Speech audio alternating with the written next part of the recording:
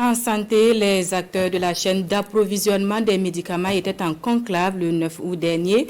Sur la table des échanges, les résultats de contrôle de la qualité des médicaments antipaludiques après leur mise sur le marché. La rencontre a permis de recueillir les amendements et les solutions pour une amélioration des processus de contrôle dans le futur. Le point de la rencontre avec Bernard Kombelem et Sonia Kokti. Le contrôle post-marketing basé sur le risque des médicaments antipaludiques dont les travaux sont restitués ici a été mené en 2022, notamment par le groupe technique de travail sur la surveillance post-marketing piloté par l'Agence nationale de régulation pharmaceutique. De manière générale, nous avons de très bons résultats.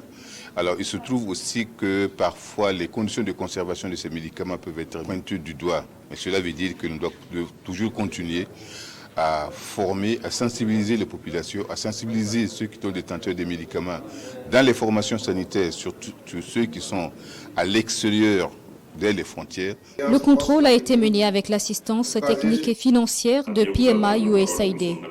Et dans le procédé, un protocole est mis en place sur la base de risques identifiés sur des sites, dans la plupart des cas, éloignés et à faible accès à l'eau et l'électricité. Et également, on identifie des molécules qui sont souvent les plus consommées par la population pour pouvoir voir s'il y a un risque particulier à ce niveau. C'est une activité qui est extrêmement importante. Et je voudrais aussi réitérer notre disponibilité en tant que PMI, en tant que USAID, pour continuer à appuyer justement le Burkina Faso pour que cette activité puisse être pérennisée dans le futur.